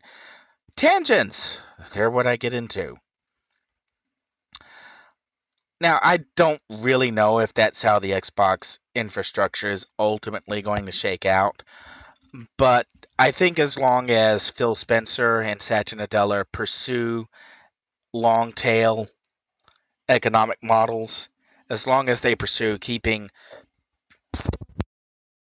the idea that once the game's in your library or once you own the disc, you should still be able to play that game, regardless of whatever happens with the platform, is a really good forward momentum, gives people a reason to invest in the Xbox infrastructure rather than, well, going to a competitor. And Sony's kind of almost been there, like with the PlayStation 2 could play PlayStation games, and the PlayStation 3 could play PlayStation 2 games, maybe. Well, depending on the PlayStation 3 you have, and play PlayStation 1 games, maybe. And then the PlayStation 4, which couldn't play PlayStation 3 or PlayStation 2, but could play some PlayStation 1 games, but then had PlayStation 2 games, is once you've started going into a product matrix of this game is playable on this platform but not that platform, you're well on your way towards annoying the customer, not convincing the customer that you're worth the financial input. I know there's a badge in here. I know there's a badge in here. Where's the badge? There's the badge.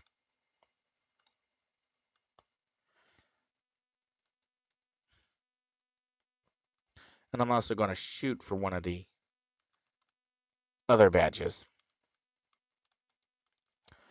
While I'm in Pocket D, per the live devs, there's actually the only statistic that matters on the ski run is the jump speed. Running speed doesn't matter.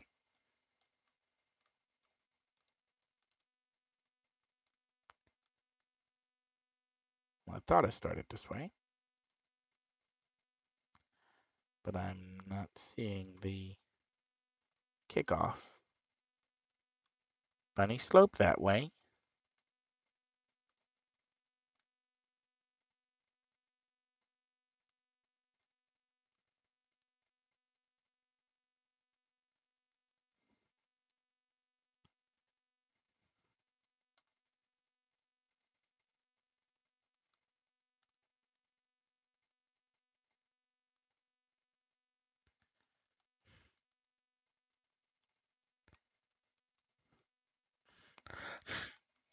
Excuse me.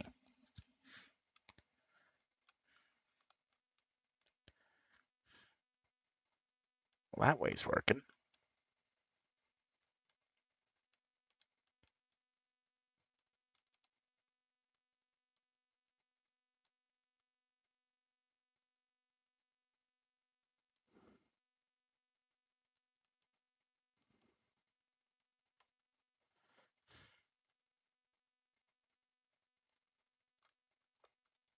Oh,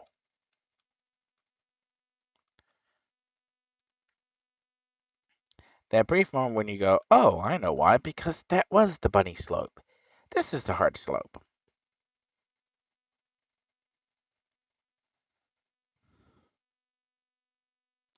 All right. While I'm trying to focus on both sloping and do I, since I bought an Xbox, does this mean that I Trust Microsoft? Oh, hell no. Is they've made a lot of right moves. They've made a lot of good moves for consumers and gamers. Although one could make the argument that gamers are consumers, but consumers are not necessarily gamers.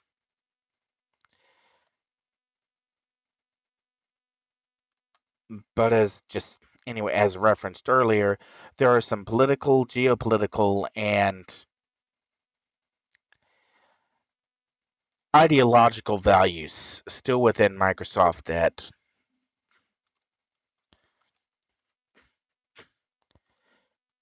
I may be able to crack gold on this character, even though she's not even 50.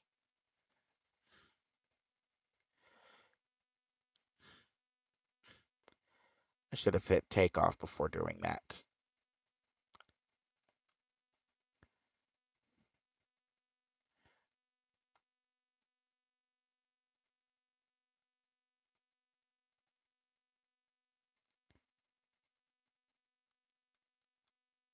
Not what I meant.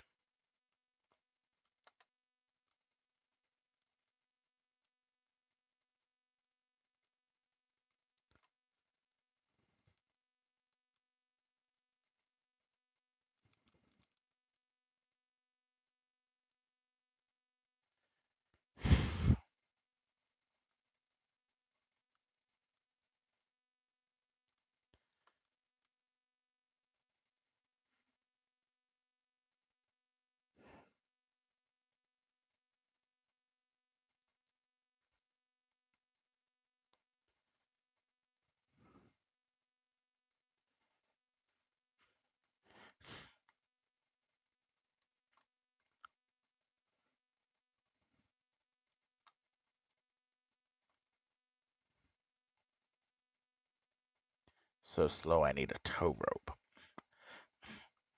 Okay, now my ego says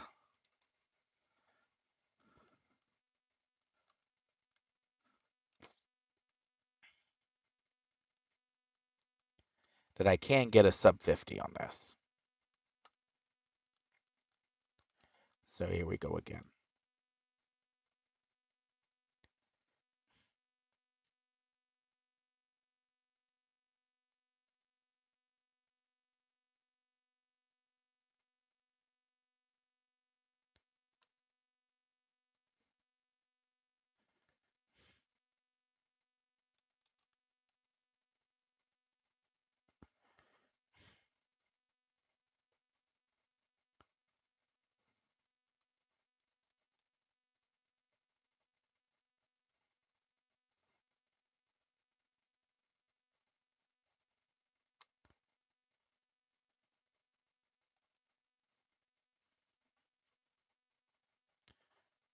Yeah, sub 50 in the bag. And done.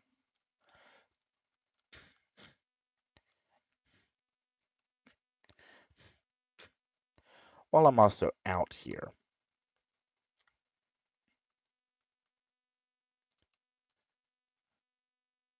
I might need takeoff again to get it. Maybe not.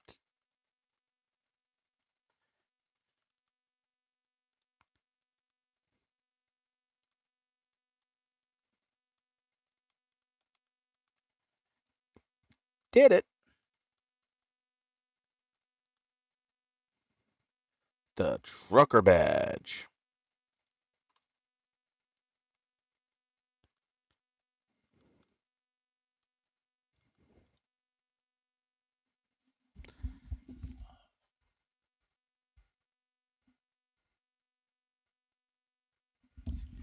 Welcome to Winter Wonderland. In the meadow, there's a.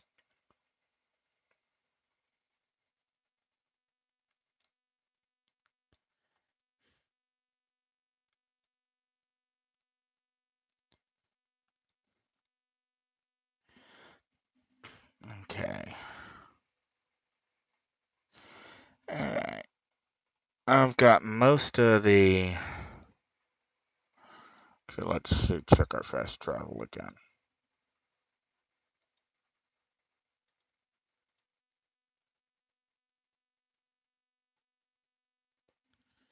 Alright, I got Pocket D.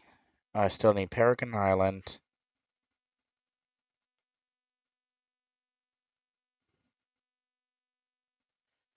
Got all in the Rogue Isles.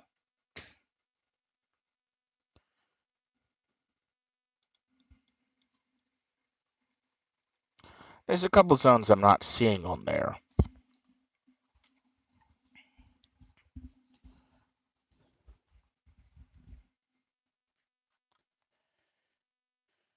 Should be a sub over here. Here's the sub.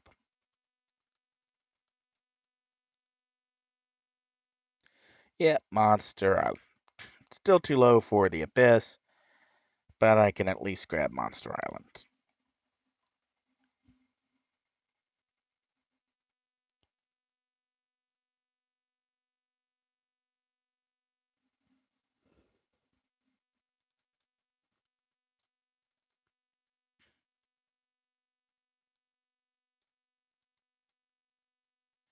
Okay, I think he's new.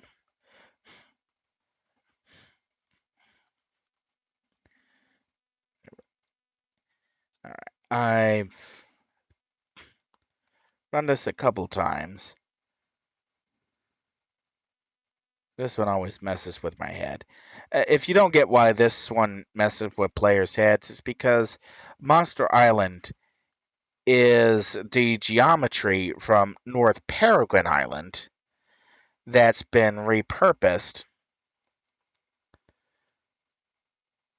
as a zone for villain players to go. But since I haven't done the Paragon Island badges, you haven't seen me jump through the original map. Now, there are subtle differences. The maps are not one for some odd reasons. But that is supposed to be Paragon Island off in the distance over there.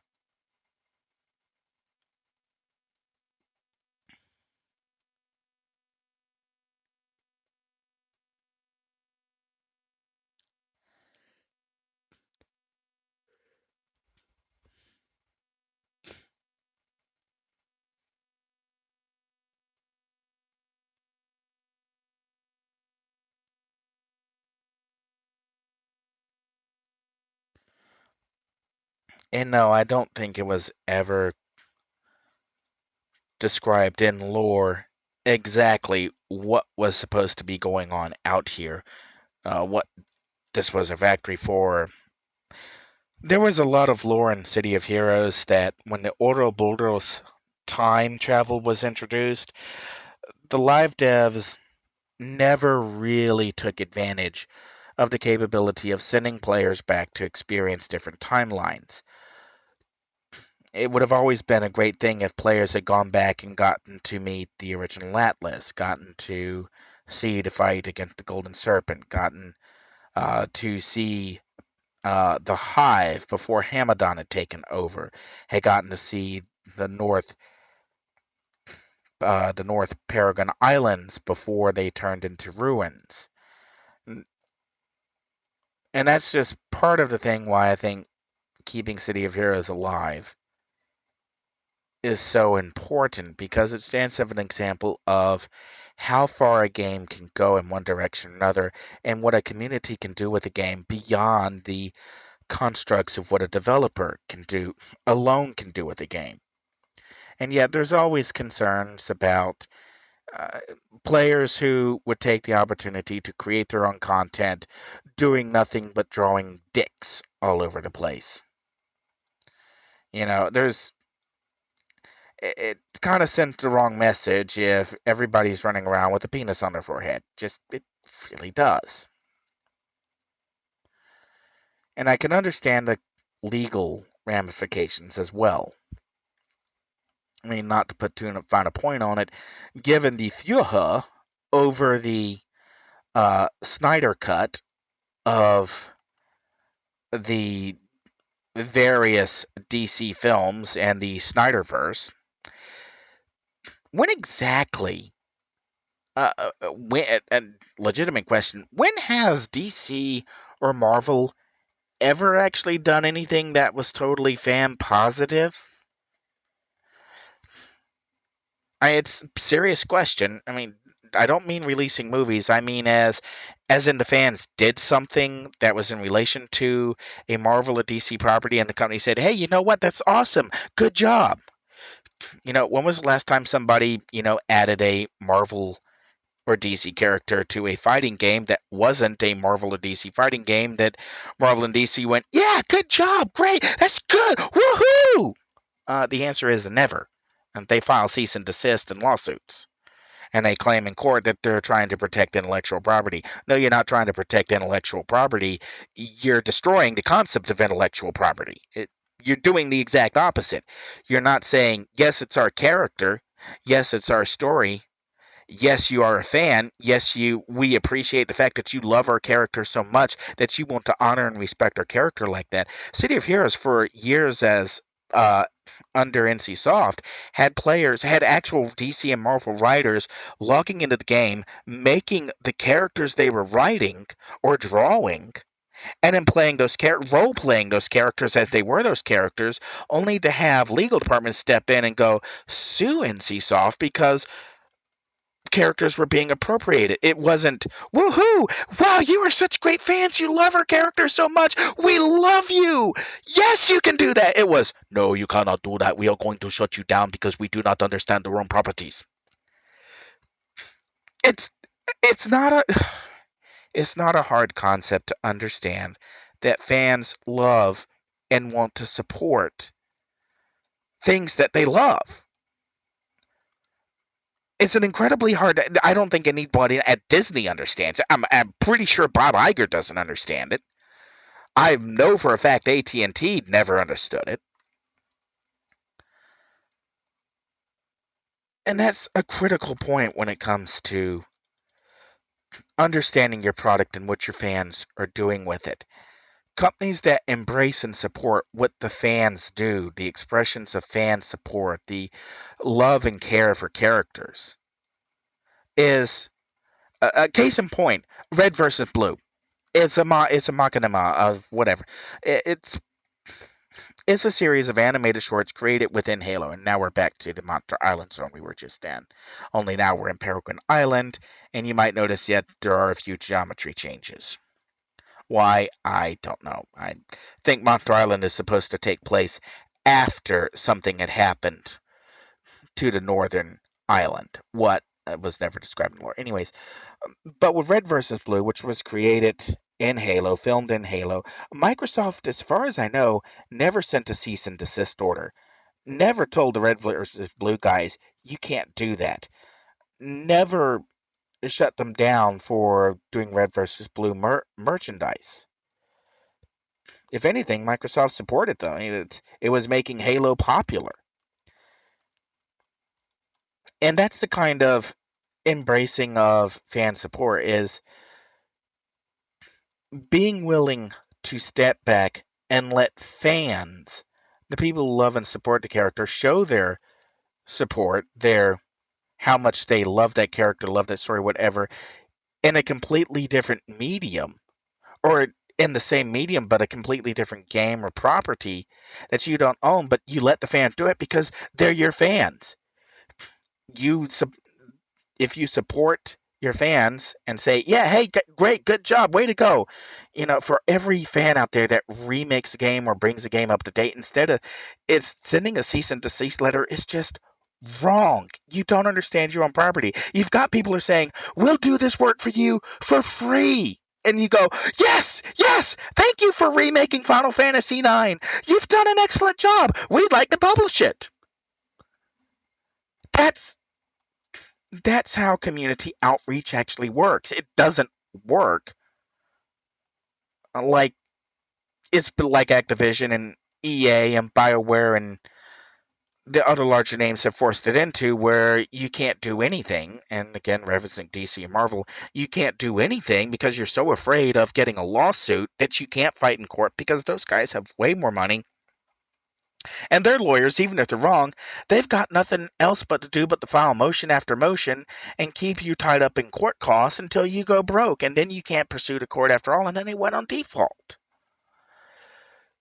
And this is something where we're going to see this coming to a head probably in the next 2 to 3 years because of the overt political ideology being pushed out of Disney, because of the overt political ideology being pushed out now. Okay, now that Discover owns DC, and now that Discover is kind of looking at the DC and Warner Brothers executives and going, "You guys are nuts. You're fired."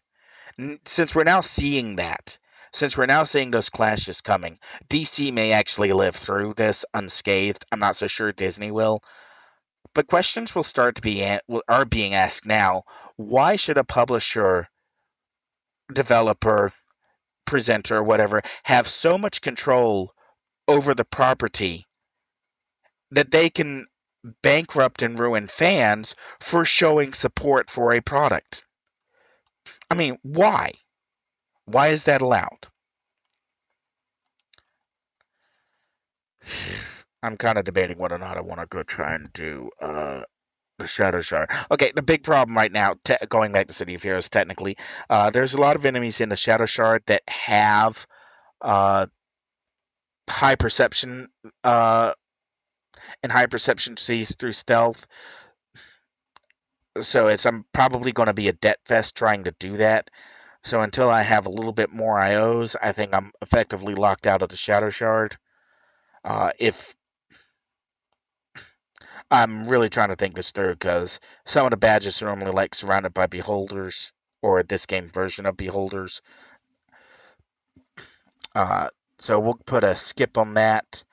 I kind of, I kind of really need to just go get something to eat and drink because my voice is going, and I didn't even get back to the Steam Deck. So I'll try to wrap this up here. We'll find a place to park for a day job badge, so at least I got something going on while I'm not in here.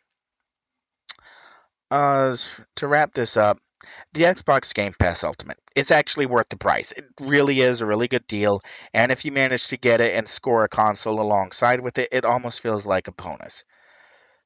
It's just way to go, Microsoft. Good job. Microsoft, the other side of Microsoft, the political, ideologically driven side that is still trying to push TPM on people. You guys can just go to hell. I mean, just go find the nearest, deepest, darkest pit into the hole of the earth and just jump off it. Goodbye. Good riddance. Let's see. PlayStation for the okay. Real quick, I get what's going on with PlayStation.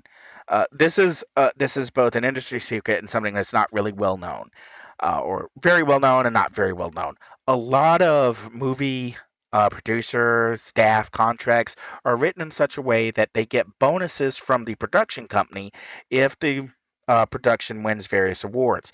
Uh, Ken Kay, who was Sony's previous CEO, basically he's the one who was responsible for the PlayStation 4 launch. He was the one responsible for getting uh, Tom, the Spider-Man into the MCU, basically telling Sony Pictures, guys, make the deal. For all of the good that he did, one of the things he did do is he ordered Sony Pictures to knock off the political ideology indoctrination. And you cannot win awards like the Academy Award, the Screen Actor Award, the Golden Globes, or whatever. You can't win those awards unless unless you are pushing a political message, a socialist or leftist political message. And if you can't win those awards, if you are a part of the production staff, you can't get your bonus. Well, if you've predicated your entire budget, your house, your car on the bonuses that you get just for being nominated for an award, and now your CEO has told you that you can't even qualify for a nomination because you can't do that political indoctrination message. That's what got Ken K removed as Sony CEO, in that he ticked off all the people who didn't really have didn't care about politics, didn't care about ideology, they just cared about the cash. But when they couldn't push the message that got them their cash, the CEO had to go. And now we're looking at a Sony that has basically, it's the asylum being run by the inmates. The people who don't know how to run an actual business are now making all of the decisions. And the person who actually understood what made Sony successful was kicked at the curb because he made Sony successful. And making Sony successful just cutting to specific people paychecks, and that wasn't allowed. So Sony, I don't see Sony winning the console war this go around. I don't even think Sony is telling the truth about their sales. I think Microsoft is being more truthful about their sales, and I think that's why Microsoft looks to be in last place. I think Nintendo is also being truthful about their sales, which is why they're in first place. I don't think Sony's being truthful at all. The retail numbers are not adding up to what Sony's claiming. Now, we haven't seen this since the PlayStation 2 when Sony kept claiming more consoles were sold, and they were actually talking about uh, the numbers were consoles that were shipped from a factory, not necessarily components that were sitting on not necessarily those PlayStations that were sitting on a retail shelf. So we're probably looking at Sony back to PS2 era numbers games where they're just trying to hide whatever's really going on internally. Okay, Felicia has been upgraded to a Category 4 Hurricane. Nice to know. Uh,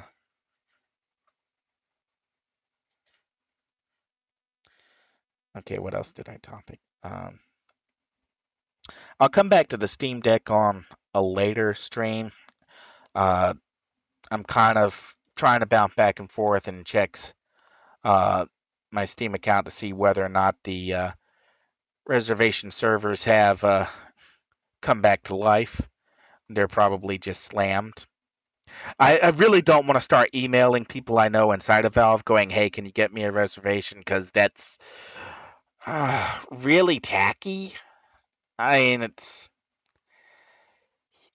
it feels, I mean, come on. I haven't really been outside of City of Heroes. I haven't really been involved in any gaming or any public gaming for a long while. It feels kind of taggy to go, hey guys, I really need to try one of these Steam Decks. I mean, I won't. I don't think I have the chutzpah to pull that off. I know some people who do, but probably not me. Okay, so we'll come back and we'll talk more on the whenever I do hybrid theory again. We'll talk some more on the Steam Deck. Uh, so okay. Just running through off my head, it's one of these. I'm just gonna keep like a notepad open and keep track of all the tangents I dance down. But for now, that's it. I'm Aurian Archive, and I'll catch you later. And this time I'll remember to wait before, excuse me, killing the stream.